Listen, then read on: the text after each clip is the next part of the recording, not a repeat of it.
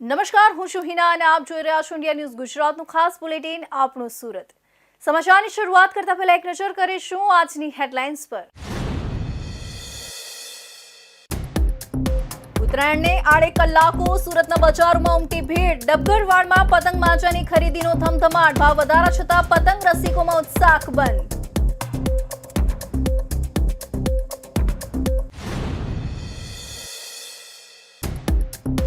હવે આવી ગયો રિમોટથી ઉડતો પતંગ. સુરતના 4 મિત્રોએ ભેજુ લગાવી કલરફુલ પતંગ બનાવી. ચગાવવા માટે પવનની પણ જરૂર નહીં. જીવલેણ દોરીનો સલામત વિકલ્પ.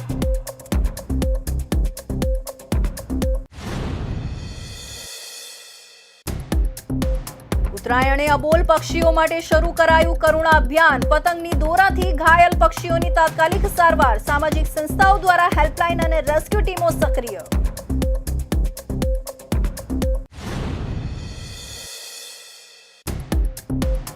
જાન્યુઆરીએ સુરતની 367 બીઆરટીએસના પૈંડા થંભી જશે. વાસી ઉત્તરાયણે પણ બસ સેવામાં 70% કાપ. 2 લાખથી વધુ મુસાફરો પ્રભાવિત થશે.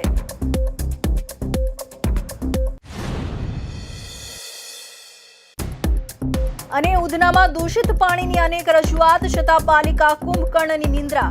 ઝેરી અને રંગીન પાણી આવતા સ્થાનિકોમાં ભારે રોષ. કહ્યું, ગંભીર બીમારી થશે તો જવાબદારી કોણ લેશે? અને હવે જોઈશું સમાચાર વિસ્તારથી. ઉત્તરાયણ એટલે ચટાકેદાર ઊંધિયું, સ્વાદિષ્ટ જલેબી અને ધારધાર સુરતી માંજાનો દિવસ. પતંગ રસિકો નાત જાત ધર્મના ભેદ ભૂલીને આખું વર્ષ જેની રાહ જોતા હોય છે એ ઉત્સવ એટલે ઉત્તરાયણ. આ દિવસે પતંગ અને ધારધાર માંજા સાથે આખું ગુજરાત હિલોડે ચડે છે. પતંગ રસિકો તો આ માટેની તૈયારી પણ ઉત્તરાયણના દિવસો પહેલાથી કરી દેતા હોય છે. ઉત્તરાયણની ઉજવણીમાં પતંગ સાથે માંજાનું ખૂબ જ મહત્વ રહ્યું છે. એક હકીકત એ પણ છે કે આખા ભારતમાં પતંગના દોરા તો અનેક પ્રકારના મળે છે, પણ તેની ઓળખ ફક્ત 2 શહેરોના નામથી જ થાય છે. આમાં એક છે બરેલીનો માંજો અને બીજો છે સુરતી માંજો. એમાં પણ સૌથી વધુ સુરતી માંજો, અને એમાં પણ ભગવાન દાસનો માંજો તો દેશ વિદેશમાં પ્રખ્યાત. ઉત્તરાયણના પર્વ તહેવારની ગણતરીના કલાકો બાકી રહેતા સુરત શહેરમાં ઉત્સાહ ચરમસીમાએ પહોંચ્યો છે. તહેવારને લઈને સુરતના ડબગરવાડ વિસ્તારમાં પતંગ અને દોરીની ખરીદી માટે બજારમાં માનવ મહેરામણ ઉમટી પડ્યું છે. વહેલી સવારથી જ બજારમાં પતંગ પ્રેમીઓની ભારે ભીડ જોવા મળી રહી છે. રંગબેરંગી પતંગો અને વિવિધ પ્રકારની દોરી ખરીદવા માટે લોકો ઉત્સાહપૂર્વક બજારમાં પહોંચ્યા છે. ખાસ કરીને યુવાનો અને બાળકોમાં ઉત્તરાયણને લઈને વિશેષ ઉમંગ જોવા મળી રહ્યું છે. જો કે આ વર્ષે પતંગ અને દોરીના ભાવમાં વધારો થતા ગ્રાહકોને થોડી નારાજગી પણ અનુભવાઈ રહી છે. હું દોરી લેવા હાઉસિંગથી આવ્યો છું. કઈ રીતની વસ્તુઓ અહીંયા મળે છે અને કેટલો અહીંયા બહુ સારી વસ્તુ મળે છે. ભગવાન દાસના ત્યાં મને બહુ દોરીનું સારું લાગ્યું. આમ ભાવ સારું છે અને દોરી બી બહુ સારી મળે છે. અહીંયા સારો છે ભાવ, આમ બહુ રીઝનેબલ છે. જૂના અને જાણીતા સારી વસ્તુ આપે છે વિશ્વાસથી. કેટલા વર્ષોથી તમે અહીંયા પીકે અને પતંગ લેતા હોવ છો? હું લગભગ 20-1 વર્ષ થઈ ગયા છે. શું ડિફરન્સ જોવા મળે છે? મને એક જ પેરનો માલ બધો સરખો મળી રહ્યો છે. કઈ રીતના ભાવમાં ડિફરન્સ જોવા મળે? ભાવ બધો સરખો છે ને વ્યવસ્થિત ભાવ છે. સરસ ગ્રાહક છે, સરસ છે ગ્રાહકી, સારું વેચાય છે. ભાવમાં કઈ ડિફરન્સ અને કોઈ ડિફરન્સ નથી. ગયા વર્ષના જ ભાવ છે, જૂના ભાવ છે. એ હિસાબે ગ્રાહકી સારી છે. સૌથી વધારે જમનાદાસના ભગવાન દાસનો જ માંજો વેચાય છે બરેલી કરતા. અસલ ભગવાન દાસ પતંગ ભંડાર. કઈ રીતની ગ્રાહકી એ લોકો પસંદગી કરતા હોય? પસંદગી એ લોકો નામથી કરે છે અને સુપર સાકર આઠ વધારે પસંદ કરે છે. વેપારીઓનું કહેવું છે કે કાચા માલના ભાવ વધારા અને મોંઘવારીના કારણે પતંગ દોરીના ભાવમાં વધારો થયો છે, જેના કારણે અગાઉની સરખામણીમાં ગ્રાહકીમાં થોડો ઘટાડો નોંધાયો છે. તેમ છતાં તહેવારનો માહોલ જામ્યો છે અને બજારમાં ખરીદીનો ધમધમાટ ચાલુ છે. ઉત્તરાયણના પર્વને લઈને શહેરભરમાં ઉત્સાહનો માહોલ છે, ત્યારે સુરતના ડબગરવાડ બજારમાં પતંગ અને દોરીની ખરીદી સાથે તહેવારની સાચી રંગત દેખાઈ રહી છે. સુરતના યુવા સંશોધક વિકી વખારિયા અને તેમની ટીમે ઉત્તરાયણના તહેવારમાં પક્ષીઓ અને લોકોના જીવનો અંત લાવતી જીવલેણ દોરીની સમસ્યાનો અંત લાવવા એક ક્રાંતિકારી ઇનોવેશન કર્યું છે. યુવકે એક એવી પતંગ તૈયાર કરી છે કે જેને ઉડાડવા માટે ન તો દોરી કે ન તો પવનની જરૂર પડશે. દિવસે તો ઠીક, આ પતંગ રાતે પણ બટરફ્લાય બની આકાશને રંગોથી ભરી દેશે. આ પતંગ અકસ્માતો તો ઘટાડશે, સાથે સાથે પર્યાવરણનું રક્ષણ કરવાનું પણ માધ્યમ બનશે. વિકીની ટીમે આ સુરતી પતંગ ઇન્ડોનેશિયા, સિંગાપોર અને ચીન સહિતના આંતરરાષ્ટ્રીય કાઇટ ફેસ્ટિવલમાં ઉડાડી વિદેશમાં પણ આપણા દેશનો ડંકો વગાડ્યો છે.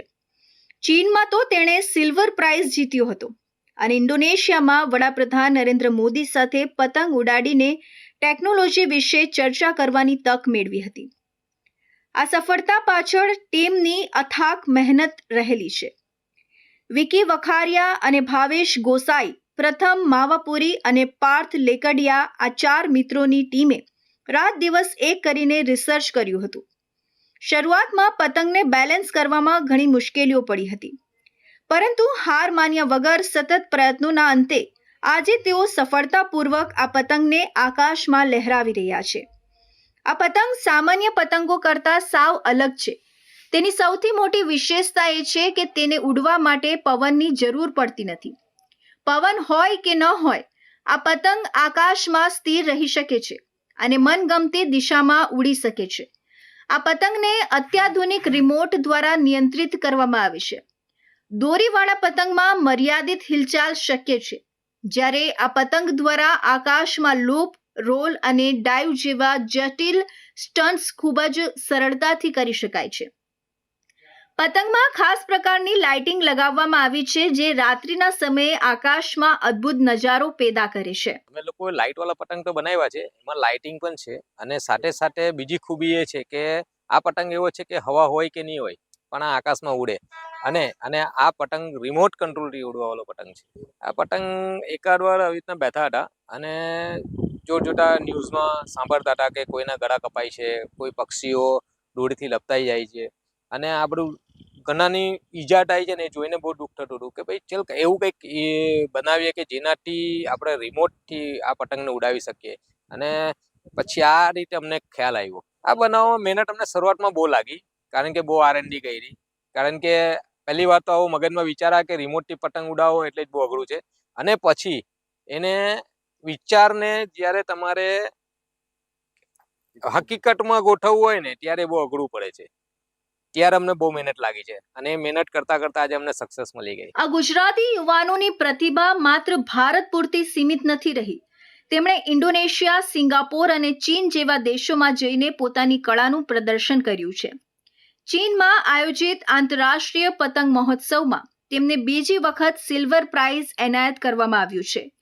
ગર્વની વાત એ છે કે ઇન્ડોનેશિયામાં આયોજિત પતંગ મહોત્સવ દરમિયાન તેમને ભારતના વડાપ્રધાન નરેન્દ્ર મોદી સાથે પણ પતંગ ઉડાવવાની અને આ ટેકનોલોજી વિશે ચર્ચા કરવાની તક મળી હતી.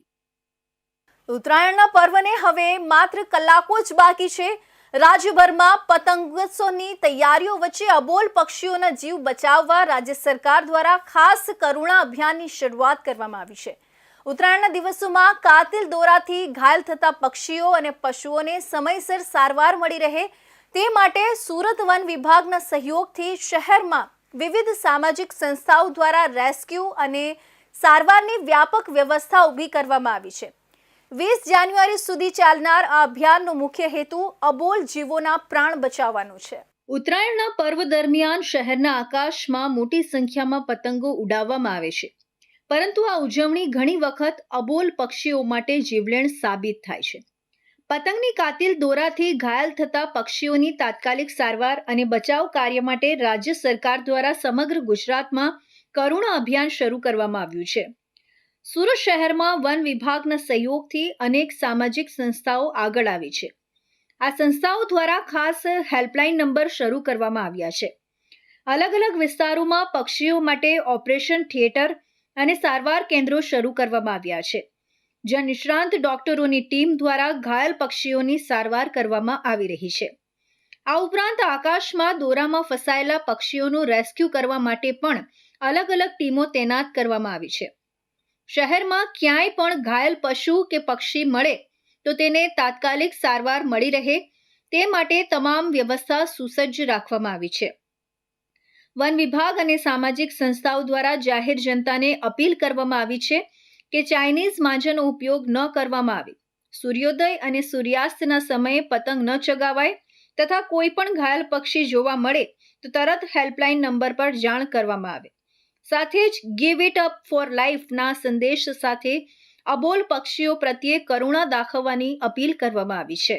સુરત શહેરમાં જ્યારે ઉત્તરાયણનો તહેવાર ધામધૂમથી ઉજવવામાં આવે છે, જ્યારે શહેરીજનો આ તહેવારને જ્યારે મોજ મસ્તીમાં જ્યારે ઉત્તરાયણનો તહેવાર ઉજવતા હોય ત્યારે જે મોંઘા પક્ષીઓ જે દોરીના લીધે જે એમને ઈજા પહોંચતી હોય અને જેમને સારવાર માટે અત્યારે એક જીવદયા દ્વારા એક આધુનિક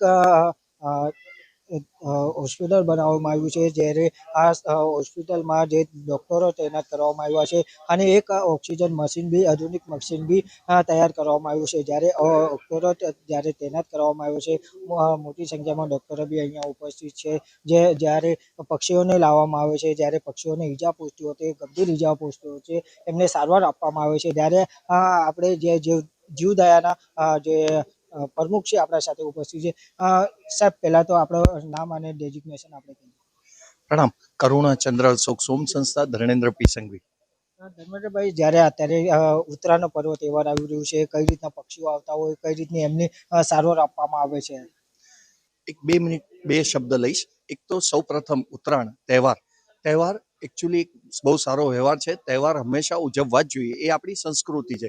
પણ લોકો અત્યારે એનો વ્યવહાર ભૂલી ચૂક્યા છે. પહેલા તહેવાર હતો તો એક તિલ ગુલ ખાના, મીઠા બોલના, એવું બધું હતું. લોકો ભેગા મળતા. હવે મારો કાપો એવું આવી ગયું છે, જેનું પરિણામ આજે આપણે જોયું. અહીં પક્ષીઓ ઘાયલ થાય છે, માણસોના મૃત્યુ થાય છે, ધાબા પરથી તમારા જેવા ચગાવાવાળા બી પડી જાય છે, એ હાથ દોરાથી તમારા હાથો કપાય છે. એટલે કેટલા બધા નુકસાન છે. અને હજી એનાથી આગળ જઈએ તો પર્યાવરણ, જેમ કે દિલ્હી સુરત બનતા વાર નહીં લાગે, કેમ કે પર્યાવરણ ઝાડોમાં એ ધાગા લટકેલો એટલે ઝાડનું આગળ વૃદ્ધિ થતી નથી. એટલે આ બધા નુકસાનો કોઈને ધ્યાન જતા નથી. છતાં અમે ખાસ પક્ષીઓ બચાવવા માટે અભિયાન બધે અમે ન પહોંચી શકીએ, એટલે આ અભિયાન દ્વારા અહીંયા પક્ષીઓને બચાવવાની એક વ્યવસ્થા કરી છે. કઈ રીતની ટીમ અહીંયા તૈનાત કરવામાં આવશે? કેટલા ડૉક્ટરો પક્ષીઓ માટે જે સારવાર આપવા માટે ડૉક્ટરોને તૈનાત કરવામાં આવે છે? 10 ડૉક્ટરોની ટીમ છે અત્યારે, જેઓ તમારે ત્યાંથી તમે ક્યાંય બી પક્ષીઓ જુઓ તો 9825298063 નંબર પર ફોન કરો, અથવા ચોક બજારમાં આપણું કરુણા સંસ્થા એટલે કે કસ્તુરબા ઉદ્યાન ગાર્ડનમાં પક્ષીને લાવી શકો. લાવશો એટલે એનું કેસ પેપર બનશે. એને કેસ પેપર બન્યા પછી એનો બોડી વેઇટ થશે, એના પર ટેગ લાગશે, એને હીટિંગ એની જે જોઈએ એ પ્રમાણે ટેમ્પરેચરથી હીટિંગ મળશે. હજી આગળ જતા એના ટાંકા એવા લેવાય છે કે જે ઓટો મેલ્ટ થઈ જાય, એટલે કે ટાંકા જાતે ઓગળી જાય. હજી એનાથી આગળ આપણે ગયા અને એને બેન્ડેજ બી એવી વાપરીએ છીએ કે જે નુકસાન જ ન કરે ફેધરને. હજી સાથે વધારો કરીને એમાં એક એનેસ્થેસિયા મશીન લાવ્યા છે, જેના લીધે હજી ઘણું સારું રિઝલ્ટ મળશે.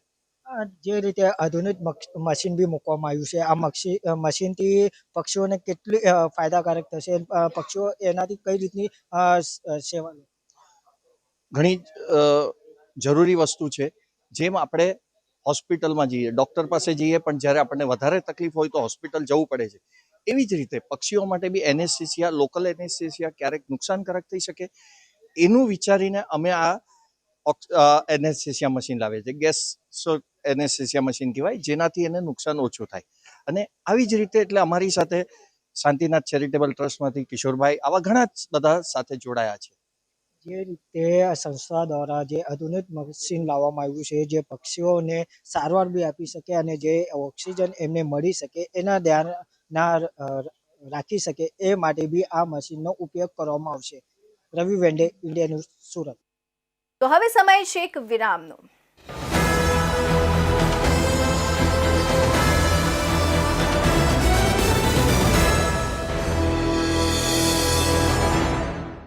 મુદ્દાઓ છે દેશના,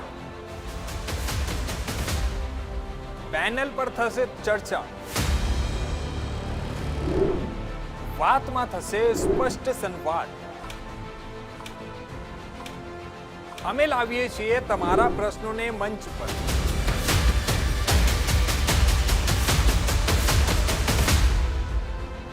કેમ કે સમસ્યા તમારી, લડત અમારી. જુઓ મારી સાથે ફક્ત ઇન્ડિયા ન્યૂઝ ગુજરાત પર.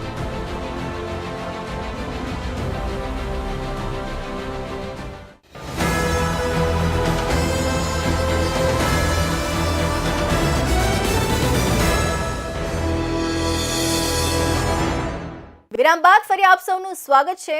સુરત શહેરમાં ઉત્તરાયણના પર્વને લઈને ભારે ઉત્સાહ જોવા મળી રહ્યો છે, પરંતુ આ ઉત્સાહ વચ્ચે મુસાફરો માટે ચિંતાજનક સમાચાર છે.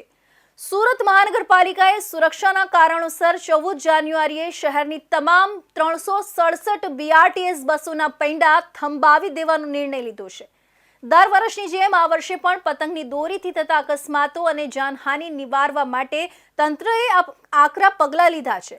બીજી તરફ સિટી બસ સેવા પણ સંપૂર્ણપણે કાર્યરત રહેશે નહીં અને ઉત્તરાયણના દિવસે સિટી બસ સેવા તેના નિર્ધારિત શેડ્યુલના માત્ર 30% ક્ષમતા સાથે જ દોડશે. આ નિર્ણયને કારણે શહેરના લાખો નોકરિયાત વર્ગ અને સામાન્ય મુસાફરોએ ભારે હાલાકીનો સામનો કરવો પડી શકે છે. વાસી ઉત્તરાયણના દિવસે પણ સ્થિતિમાં બહુ મોટો સુધારો જોવા મળશે નહીં, કારણ કે તે દિવસે પણ બસ સેવામાં 70% જેટલો કાપ યથાવત રાખવામાં આવ્યો છે. આ નિર્ણય પાછળનું મુખ્ય કારણ બીઆરટીએસ કોરિડોરમાં થતા અકસ્માતો છે. ઉત્તરાયણ દરમિયાન પતંગ લૂંટવા માટે નાના બાળકો અને યુવાનો અચાનક બીઆરટીએસના ટ્રેક પર દોડી આવતા હોય છે. બસોની ગતિ વધુ હોવાથી ચાલક અચાનક બ્રેક મારી શકતો નથી, જેના પરિણામે ગંભીર અકસ્માતો સર્જાતા હોય છે. આ ઉપરાંત હવામાં લટકતી પતંગની કાચ પાયેલી દોરી ટુ વ્હીલર સવારોની જેમ બસમાં સવાર મુસાફરો અને ડ્રાઈવરો માટે પણ જોખમી સાબિત થઈ શકે છે. પતંગ મહોત્સવના દિવસે લોકો અગાશી પર વ્યસ્ત હોય છે અને રસ્તાઓ પર ભીડ ઓછી હોવા છતાં સુરક્ષામાં કોઈ કચાશ ન રહે તે માટે પાલિકાએ આ સેફટી ફર્સ્ટ એપ્રોચ બનાવ્યું છે. વાસી ઉત્તરાયણે પણ પતંગબાજી ચાલુ રહેતી હોવાથી 15મી જાન્યુઆરીએ બીઆરટીએસને માત્ર 30% અને સિટી બસને 50% ક્ષમતા સાથે ચલાવવાનું નક્કી કરાયું છે. સુરતનું 108 કિલોમીટર લાંબુ બીઆરટીએસ નેટવર્ક શહેરની જીવાદોરી સમાન છે. રોજના અંદાજે 2 લાખથી વધુ મુસાફરો આ જાહેર પરિવહન સેવાનો ઉપયોગ કરે છે. કુલ 754 બસોના કાફલામાંથી મોટા ભાગની બસો બંધ રહેતા મિની ભારત ગણાતા સુરતના શ્રમિક અને મધ્યમ વર્ગના મુસાફરોએ રિક્ષા અથવા ખાનગી વાહનો પર નિર્ભર રહેવું પડશે. તંત્રએ અગાઉથી જ મુસાફરોને આ ફેરફારની નોંધ લઈ વૈકલ્પિક વ્યવસ્થા કરી લેવા અપીલ કરી છે. ખાસ કરીને ડાયમંડ અને ટેક્સટાઇલ માર્કેટમાં કામ કરતા કારીગરો જેઓ રોજબરોજ આ બસોમાં મુસાફરી કરે છે, તેમને આ 2 દિવસ દરમિયાન આવવા જવામાં ભારે આર્થિક અને સમયનો બોજ સહન કરવો પડશે. ઉત્તરાયણનો પર્વ તહેવાર આવી રહ્યું છે, જ્યારે સુરત મહાનગરપાલિકા દ્વારા એક મહત્વપૂર્ણ નિર્ણય લેવામાં આવ્યું છે, જે 14 તારીખ અને 15 તારીખે 300 જેટલા બીઆરટીએસ બસના રૂટો થંભાવી દેવામાં આવ્યું છે. આપણા સાથે મેયર દક્ષેશ માવાની ઉપસ્થિત છે. સાહેબ, આ નિર્ણય લેવામાં આવ્યું છે, કઈ રીતના રહેશે? ઉત્તરાયણનો પર્વ સુરતીઓ માટે ખૂબ જ અતિ મહત્વનું છે. સુરતીઓ ઉત્તરાયણને વાસી ઉત્તરાયણને હર્ષો ઉલ્લાસથી મનાવે છે. છેલ્લા 2 વર્ષથી સુરત મહાનગરપાલિકા દ્વારા સુરક્ષાને ધ્યાનમાં રાખી અકસ્માતનો બનાવ ન બને તેના ભાગરૂપે મહાનગરપાલિકા બીઆરટીએસ રૂટમાં અમુક રૂટો બંધ રાખતી હોય છે. જેમ કે 14 તારીખે બીઆરટીએસ રૂટ સંપૂર્ણ બંધ રાખીએ છીએ. સાથે સાથે મુસાફરીને અગવડ ન પડે તે માટે 30% સિટી બેઝના રૂટ શરૂ રાખીએ છીએ. તે જ રીતે 15 તારીખે 70% બીઆરટીએસ રૂટ શરૂ રાખશું અને સિટી બસ 50% શરૂ રાખશું.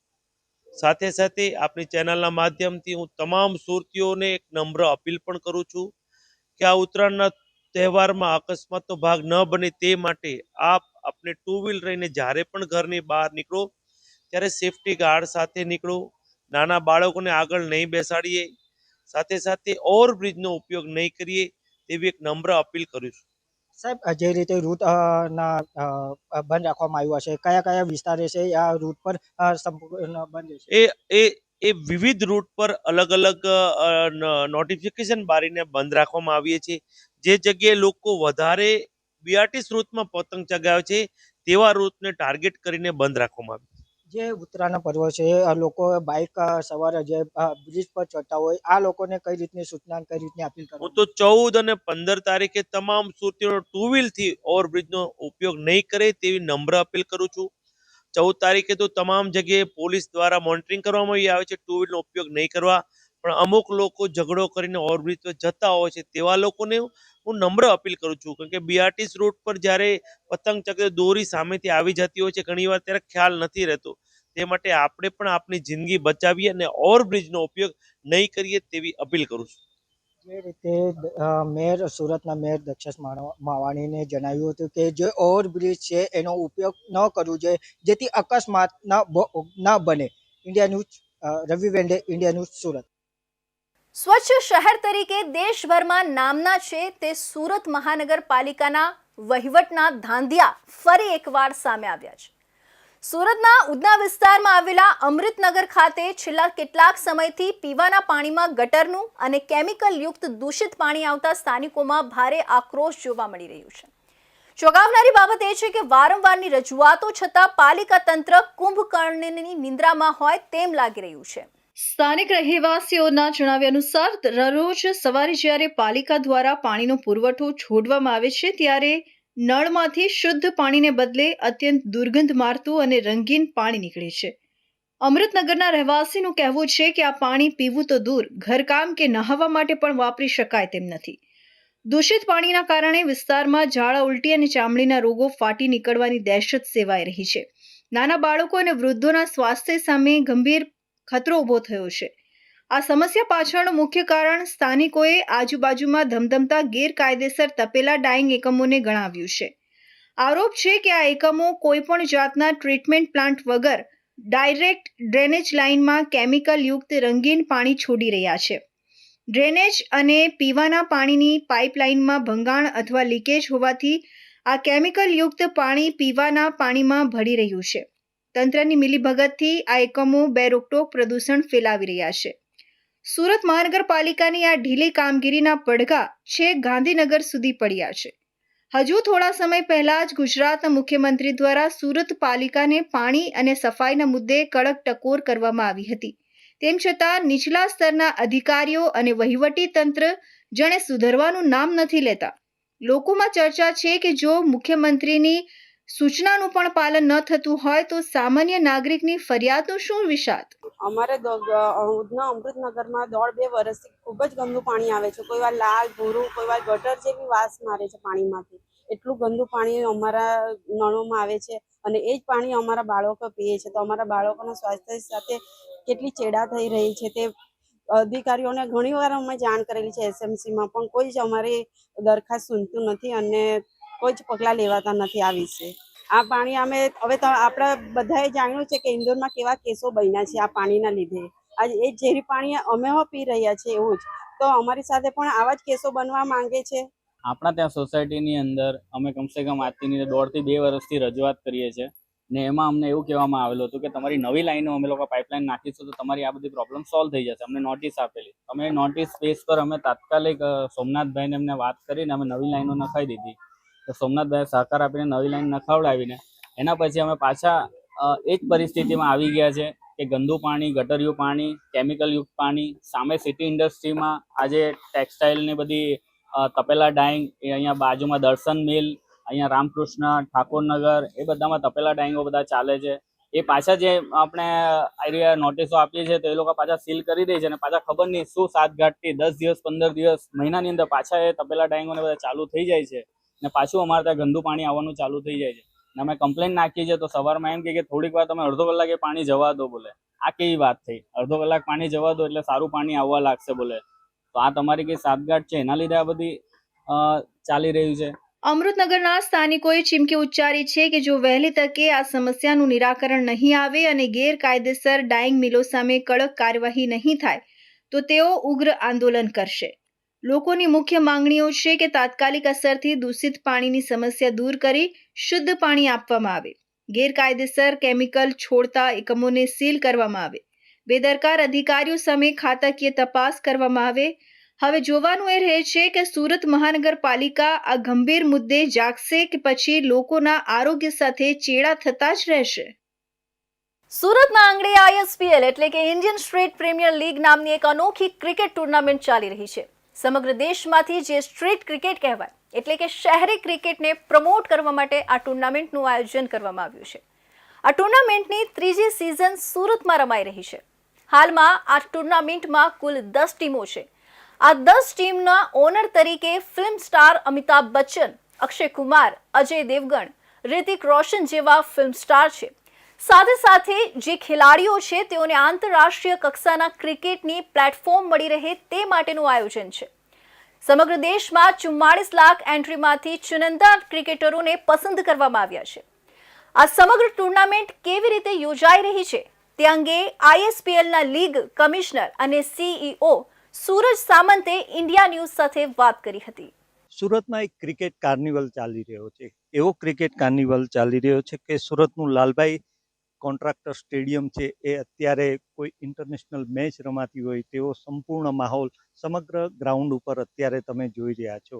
સુરતના ક્રિકેટ રસિકો માટે આ એક નવતર કહી શકાય તેવો પ્રયોગ છે, એક નવો અનુભવ છે. આઈએસપીએલ ટુર્નામેન્ટ અહીંયા ચાલી રહી છે.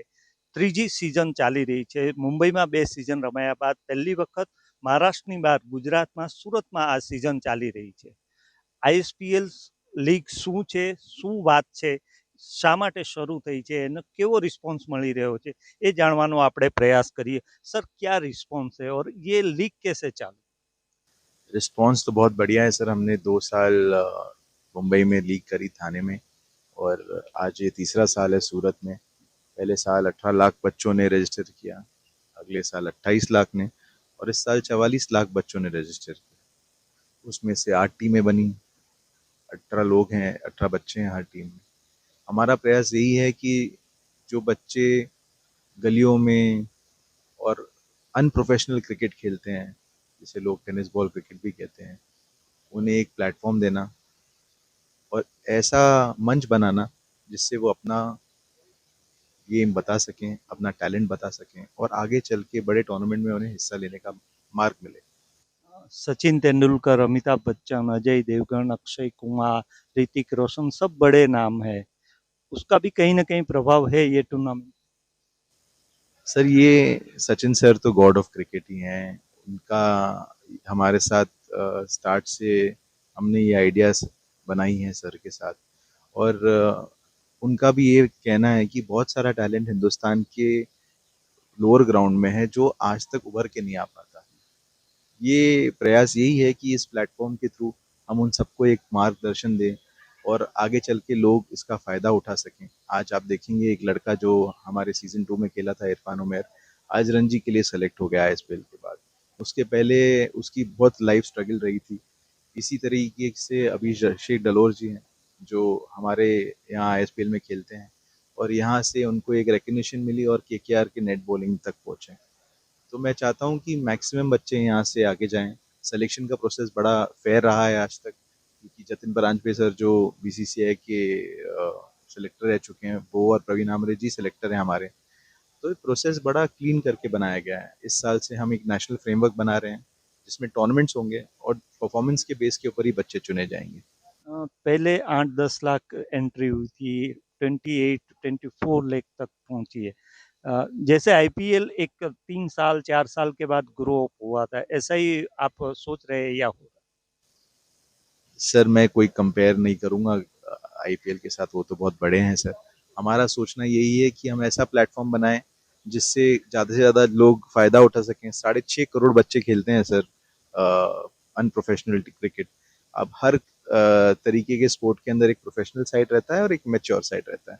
क्रिकेट हमारा रिलीजन है सर, आप जैसे जानते हैं, हिंदुस्तानियों के दिल में धड़कता है और इसके लिए आज तक कोई इमेच्योर साइड बना नहीं. तो हमारा यही प्रयास है कि आईएसपीएल के माध्यम से इसको ऑर्गेनाइज करें और एक स्ट्रक्चर में ढालें जिसमें एक बच्चों को आने के बाद एक राह मिले और उसका ये फ़ायदा उठा सकें. सूरत में रिस्पॉन्स कैसा रहा है?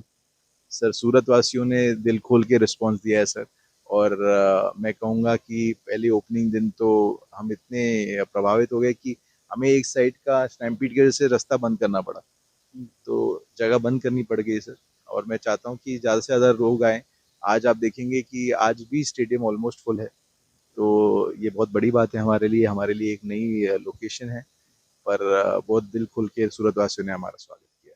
ચોક્કસ હું ફરીથી સ્ટેડિયમ બતાવીશ કે અત્યારે ખૂબ જ સરસ રીતે આ ટુર્નામેન્ટનું આયોજન અહીંયા થઈ રહ્યું છે અને તેની સાથે સાથે જે ટુર્નામેન્ટ છે એને સુરતીઓએ વધાવી છે. ગ્રાસરૂટ લેવલનું જે ક્રિકેટનું ટેલેન્ટ છે એને બહાર લાવવાનો આ એક પ્રયાસ છે, જેમાં સચિન તેંડુલકર જેવી મહાન હસ્તી પોતાનું યોગદાન આપી રહ્યા છે અને કદાચ તેને કારણે આ ટુર્નામેન્ટને વધુ સફળતા મળી રહી છે. કેમેરામેન રવિ વેંદે સાથે શૈલેષ ત્રિવેદી, સુરત, ઇન્ડિયા. તો આ હતા ઇન્ડિયા ન્યૂઝ ગુજરાતના ખાસ બુલેટિન, આપણો સુરતના મહત્વના સમાચાર. નવા સમાચાર સાથે ફરી મળીશું, ત્યાં સુધી જોતા રહેજો ઇન્ડિયા ન્યૂઝ ગુજરાત.